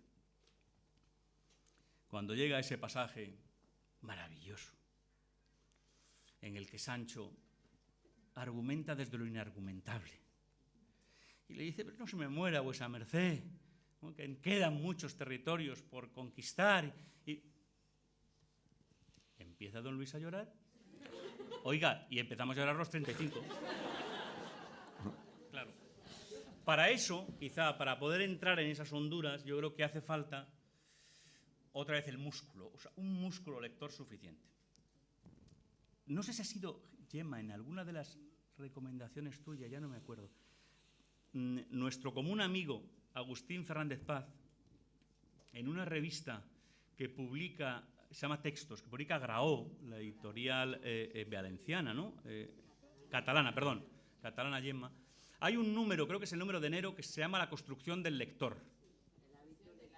La construcción del hábito lector. Bueno, pues ahí hay un artículo íntegramente dedicado a la lectura en secundaria, que Agustín, como profesor de secundaria, defiende, y él hace uso de cómo entiende que se pueden utilizar los clásicos en una doble acepción. Los clásicos de la lengua materna, en este caso serían los clásicos de vascos, los clásicos en euskera, él lo hace con los clásicos en galego, y luego los clásicos castellanos. Y se lo recomiendo porque me parece una lectura muy, muy lúcida. Perdón, una escritura, y para ustedes una lectura muy, muy, muy eficaz. ¿Alguna otra pregunta? Porque nos vamos acercando. No, todavía nos queda muchísimo, un cuarto de hora. Yo, si el auditorio no tiene una pregunta, yo sí tengo. Vamos a aprovechar aquí, venga, Antonia, hasta los últimos minutos, ¿no? Exprimir. La misma visión de la sala nos demuestra una vez más, y los que tenemos hijos e hijas, cómo este mundo de las lenguas es predominantemente femenino, además de que de la docencia lo afortunadamente. Es. Pero, afortunadamente, sí. Pero en todo caso, quienes también tenemos que educar a hijos e hijas y a alumnos y alumnas, tenemos un tema especial sobre el que quizás, Antonio, sé que no existen probablemente, no sé, fórmulas mágicas, pero ¿qué hacemos con el alumnado? O sea, ¿qué tipo de medidas? O sea, ¿cómo podemos incentivar la lectura específicamente en el alumnado masculino que luego tiene como resultado, si no, un fracaso muy marcado, un fracaso o un menor éxito académico? Estamos llegando en el País Vasco concretamente a situaciones en la escala universitaria en que hay un diferencial casi de 40 puntos, ¿no? De un 30 a 70 en el alumno universitario. Nosotros queremos, por supuesto, hay mucho que corregir en el mundo adulto por la igualdad de géneros y ahí el sexismo ha desfavorecido y sigue desfavoreciendo a las mujeres, pero en el mundo escolar, quienes apostamos por un mundo equilibrado y por una utopía, ¿qué debíamos hacer o qué podríamos hacer para que lean más a nuestros alumnos, que lean casi tanto, que no sea leer una cosa de chicas o que a veces se corre ese tipo de idea entre las aulas? ¿Se podría hacer algo específicamente? Y eso que la lectura está hecho mayoritariamente, en muchos casos, la literatura infantil también, por varones, y sin embargo nuestros chicos no leen. ¿Qué es? Hace falta ese tiempo de monotarea, hace falta esa pausa, ese reposo. ¿Qué sucede? Bueno, yo no tengo ni una respuesta concreta a tu pregunta, ni siquiera experiencias suficientemente valiosas como para poderlas contrastar con ustedes. Por tanto, lo que voy a decir a partir de ahora es fruto de la improvisación y de la confianza. Si puedo, del sentido común si es caso, ¿no? Es verdad que yo creo que los dos fenómenos más interesantes del siglo que acabamos de dejar, es maravilloso esto de ser todos del siglo pasado, nos deja una situación fantástica, ¿no? Pero yo creo que de las condiciones sociales más importantes es la reivindicación y la liberación de la mujer y la casi universalización, al menos en Occidente, de la alfabetización. Son dos fenómenos socialmente bien interesantes y que curiosamente van bastante unidos. No es nuevo, porque incluso la vieja iconografía cristiana suele situar a la Virgen permanentemente cerca de un libro, bien porque su madre la está enseñando a leer, o bien porque en la propia Anunciación, que es toda una metáfora, saben que la Virgen concibe por la palabra. La palabra embaraza. y eso es verdad. A veces es embarazosa, pero eso es distinto. Bien, dicho eso, dicen además las encuestas recientes que la paridad que hasta hace 6-7 años se mantenía entre lectores varones y lectores mujeres, hembras, si ustedes me lo permiten, aunque es un término un poco zoológico, sí, es como lo de ciencias y letras. Yo siempre digo que tienen que decirse letras y cifras, pero no ciencias y letras, no, bueno, porque las letras también son ciencias. Parece que la mujer va ascendiendo. Y de hecho, cada vez el porcentaje es mayor de lectoras y parece que el porcentaje de lectores está estancado. Uno, improviso, puede ser fruto del propio fenómeno emergente de la mujer que va conquistando espacios culturales, también ojalá que espacios de representación política y ejecutiva en el mundo empresarial, y que por tanto ella está ávida del consumo de determinados instrumentos que también abrigan todo ese proceso. Bueno, pues pudiera venir por ahí una parte del fenómeno. Dos, pudiera también ocurrir que la educación que le estamos dando a los varones sigue siendo deudora de Altamira, es decir, del garrote y la caza. Y que eso de la inteligencia emocional, pues como mucho para Goleman, pero vamos, los varones lo que tenemos que hacer es pues no sentir, fundamentalmente, y como es imposible leer sin sentir, pues a lo mejor por ahí también se nos está yendo un poquito la mano, ¿eh? Y entonces lo que habrá que revisar son todas nuestras propuestas de sensibilidad en el mundo educativo, porque soy de los que creen que sin afecto no se educa. Sin afecto no hay quien eduque. Instruirán, como me instruía a mí el hermano Apolinar, que era mi profesor de preparatorio y que me curó la dislexia con un método eficacísimo a lo que se ve, y es a golpe de capones. O sea, mi occipucio cerebral está absolutamente tonsurado de los capones que al paso del hermano Apolinar él me zumbaba cada vez que yo transmutaba alguna de las letras en la lectura de los textos bíblicos, que por cierto a mí me entusiasmaban, porque no me digan que no es novelesco aquello del de la trompeta y la que se cae la muralla, y las cosas son absolutamente preciosas. Bueno, entonces yo creo que también tendríamos que revisar, digamos, esos aspectos que tienen que ver con la transferencia de componentes de humanidad y que tienen quizá menos que ver con la transferencia de componentes instructivos, pero que curiosamente, y ahora no me oye nadie de la administración, es donde yo creo que está una de las encrucijadas de la nueva escuela. Bienvenidos los medios que nos liberaran de la permanente y única instrucción. Bienvenidos los sistemas que nos permitan acceder a la información actualizada y veraz, en términos ciertos, y nos rescaten el tiempo para educar, para conversar, para disfrutar, para compartir, para escuchar, para leer. Ojalá la escuela renazca otra vez desde ahí, para la creación realmente de personas, que es en la que yo creo, sin distinción de sexos.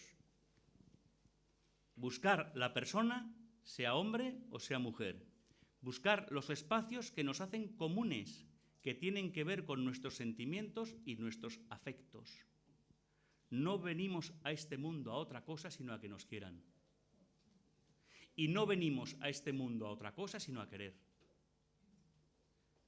¿Cómo se puede olvidar en la escuela esa dimensión? Si realmente la escuela es un instrumento educativo. Pues pienso yo que tal vez desde ahí, Miquel, haya que ir migrando algunos componentes hacia ese comportamiento que los varones tienen. 3. Acabamos de terminar en la Fundación un estudio, y no les voy a cansar con sus conclusiones, que son también bastante descorazonadoras, sobre la implantación de las nuevas tecnologías en las aulas. Nos lo solicitó el propio Ministerio de Industria, han colaborado la práctica totalidad de las consejerías de educación de este país y hemos estudiado en qué situación se encuentran las nuevas tecnologías. Sobre todo, esta sí es una puya malvada que voy a lanzar, porque son escandalosas las cifras de inversión que se han hecho cuando se comparan, por ejemplo, con las bibliotecas escolares. Y entonces hay que medir los resultados. Vamos a ver qué hemos conseguido a través de las aulas de informática, fundamentalmente, y fenómenos paranormales parecidos, en términos de rendimiento educativo de nuestros alumnos. Bueno, les decía, en ese estudio, curiosamente, tampoco sé el por qué, Gemma, la relación con los medios es mucho más fundamentalista en los varones que en las mujeres. Es decir, la maquinita a los hombres nos subyuga. Le damos, en los varones, el 84% de los alumnos consultados consideran que la primacía la tendrá siempre la tecnología frente al libro y la pantalla frente al papel. Es decir, lo que aparece en pantalla es verdad dogmática y lo del libro es prescindible porque es viejo y antiguo. La mujer tiene una respuesta infinitamente más equilibrada y yo diría que infinitamente más inteligente. La mayor parte de las mujeres dicen algo que yo he dicho aquí. No nos vale de nada la máquina si previamente no sabemos leer. 2, nos aburrimos con la máquina más allá de un cierto tiempo. Y 3, entre la máquina y las relaciones personales siempre. Pues esa es la respuesta caótica que puedo dar a tu pregunta, que insisto, no, es que no tengo ninguna experiencia como para poderos decir, por este camino se puede ir. Venga, ¿alguna otra pregunta? Muchas gracias. Sí, hay una última pregunta. Sí, perdóname. ¿Alguna más? Y cerramos. Marcos, ¿te puedo coger un poquito? Sí. Una curiosidad. Igual usted me puede dar alguna pista. Y si me llamáis de tú, es que me tenéis pues, destrozada la igual moral. me puedes dar alguna pista o algún camino que pueda seguir. Seguro que no. Venga, pero dime. Yo creo que sí. A pesar de que todos los años confeccionamos listas de lecturas obligatorias, o yo ya no lo hago porque me dedico a otras cosas. ¿En secundaria o en primaria? Secundaria. Pero bueno, más bien hablo por lo que me ha pasado hace años que lo que me pasa ahora. Confeccionábamos listas de lecturas, aparte de las obligatorias que se contemplaban en los currículos y demás. Siempre había y siempre aparecían unas listas fantasmas entre los propios alumnos. Yo quiero recordar solamente 2 ejemplos, o 2 títulos. Una novela, La Edad Prohibida, de Luca de Tena, que curiosamente no estaba ni figuraba nunca en ninguna de las listas que yo manejaba. Planeta, yo creo que es eso. Sí.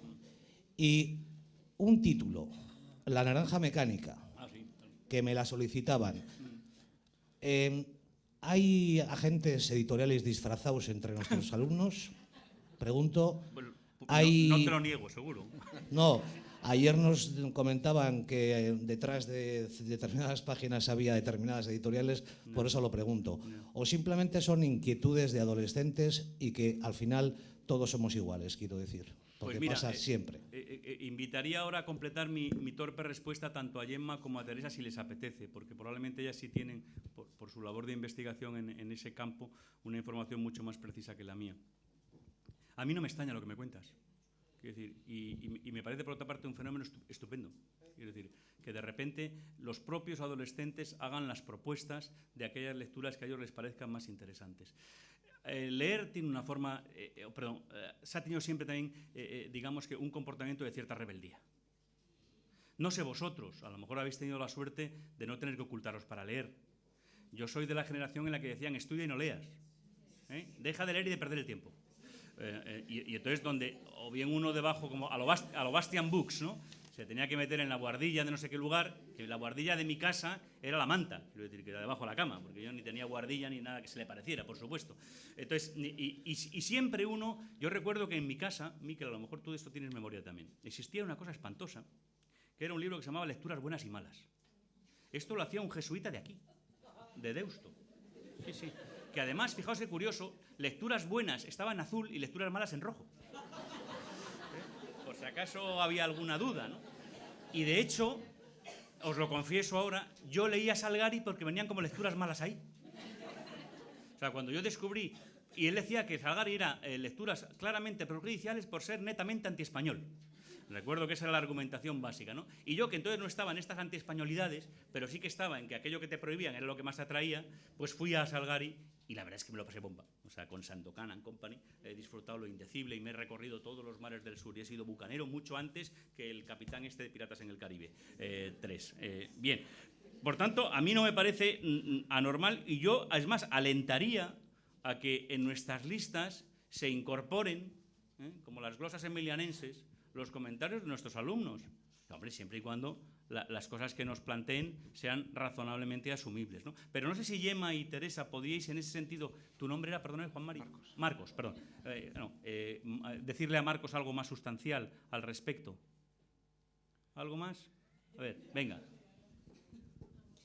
Bueno, yo creo que esos dos títulos está claro, ¿no? Hay una cuestión de sexo y de violencia que atrae por lo prohibido que hablaba Antonio. A mí me ha extrañado de todas maneras lo de la edad prohibida, porque ese libro es como muy, muy antiguo, ¿no? O sea que es curiosa la... Yo en mi experiencia más bien he visto circular pues el Perfume, otro tipo de libros más actuales que este tan antiguo, pero realmente hay escenas en la vida prohibida, algunas escenas eróticas que me imagino que son el gancho que alguien descubrió y a partir de ahí se pasaron, ¿no? Yo creo que eso está bien, ¿eh? Hay una socialización en horizontal en los libros y la lectura que justamente te hace pertenecer a y que eso circula en paralelo y que está bien que... Pero no creo que la escuela tenga que intervenir en eso. O sea, si realmente eso circula solo, pues que circule solo. Es como... Tampoco creo que la escuela tenga que incorporarse a Harry Potter, eso ya circula solo. Entonces, la escuela está para descubrir puertas que ellos solos no descubren, ¿no? Entonces, si ahí hay un morbo que hace que circule, pues muy bien, que sea. O sea, de todas maneras, claro, si te preguntan como persona, realmente La Edad Prohibida yo creo que es un libro muy pasado, pero uno puede dar su opinión, o sea, como das tu opinión sobre uno actual, ¿no? No preguntan, lo piden. O sea, ya lo dan por hecho. Ya se han enterado, ya se lo han comentado ellos, y a mí me sigue extrañando porque está desfasado. No sé si aguantaría ahora una lectura en el 2007, pero imagino que no se nos caería de las manos. Bueno, pero yo creo que con advertirles que tu opinión es esa, si ellos lo consiguen y se lo pasan, pues... Claro, pues no sé Marcos, si para tu consuelo o para tu desánimo, recuerdo que hablando con un editor de Planeta, con Ricardo Artola, hijo del catedrático de Historia, me comentó que La Edad Prohibida se sigue reeditando y sigue teniendo una venta muy importante. Entonces mira por dónde puede venir alguna explicación, porque digamos que circule en determinados márgenes de la página, ¿no? Es que muy interesante. si reflexionamos sobre desfasado es en referencia a algo, a un contexto y una valoración y una vivencia. Desfasado es para nosotros, pero seguramente para ellos no, porque al final los temas del sexo, del crecimiento personal son eternos y las preguntas siempre son las mismas y las respuestas mayoritariamente las mismas. Y luego lo de la naranja mecánica, me encanta que hayas traído este ejemplo, porque en el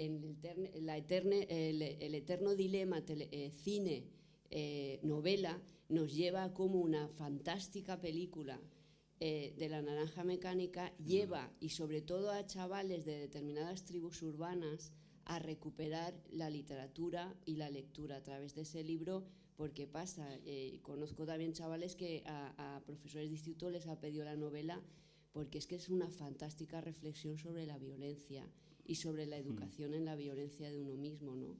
Y está muy bien, yo creo. Sí, sí. Por cierto, no soy de Planeta, ¿eh? Bueno, eskerrik asko guztioi, 12etan berriro hasiko gara. Muchas gracias.